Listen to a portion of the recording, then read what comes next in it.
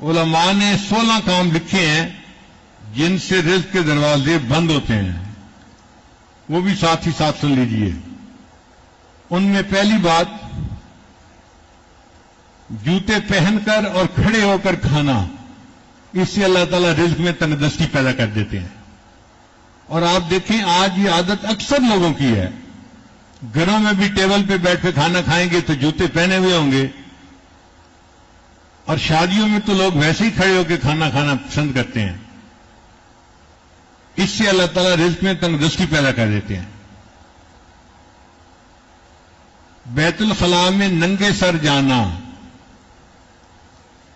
اب آپ بتائیے کتنی کامن عادت ہے، ننگے سر ہی جاتے ہیں سوائے اس کے کہ جس کو سر پہ ٹوپی رکھنے کی عادت ہو۔ اور بیت الخلاء میں باتیں کرنا، پہلے تو سمجھ نہیں آتی تھی، لیکن جب سے سیل فون آیا اب بیت الخلاء میں باتیں کرنے کی بات بھی سمجھ میں آ گئی۔ اس سے بھی رزق کے دروازے بند ہوتے ہیں۔ تیسرا، مہمان کو بوجھ سمجھنا، مہمان کے آنے پر جس بندے کو تھوڑا تنگی محسوس ہو تو اللہ رزق کے دروازے بند کر دیتے ہیں۔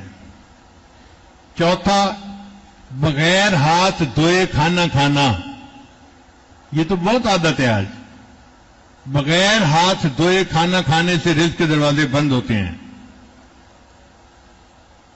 پھر کھانے کے برتن کو صاف نہ کرنا، کھانا تو کھا لیا اور جو بچا ہوا ہے بس وہ اسی طرح چھوڑ دیا۔ پلیٹ کو صاف کرنا سنت ہے۔ پھر مسجد میں آ کر دنیا کی باتیں کرنا، جو بندہ مسجد میں آ کر دنیا کی باتیں کرے اللہ اس کے رزق کو تنگ کر دیتے ہیں۔ پھر 7واں نمبر ہے فقیر کو جھڑکنا۔ فقیر کو جھڑکنا بہت بڑا گناہ، آپ نہیں دے سکتے تو اس کو پیار سے کہیں کہ بھئی آپ آگے چلے جائیں۔ ڈانٹ ڈپٹ کرنے کا کیا مطلب ہوتا ہے؟ جو فقیر کو دیکھ کے تیوریاں چڑھائے، شکل بنائے اور اس کو بھگائے، اللہ اس کے رزق کو تنگ کر دیتے ہیں۔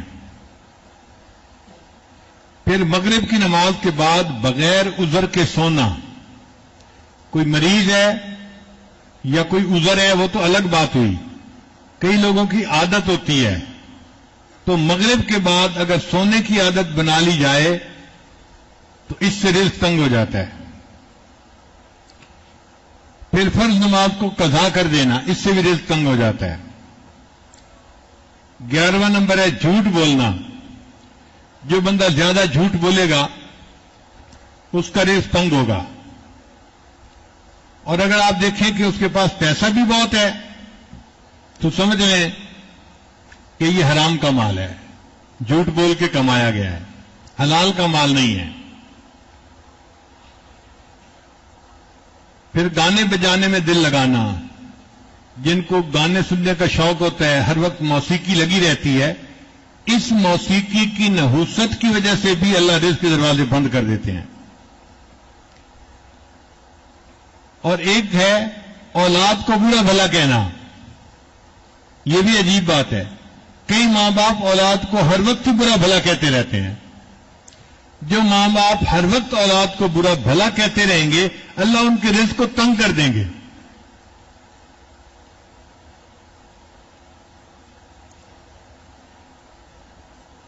پھر قرآن مجید کو بے وضو چھونا،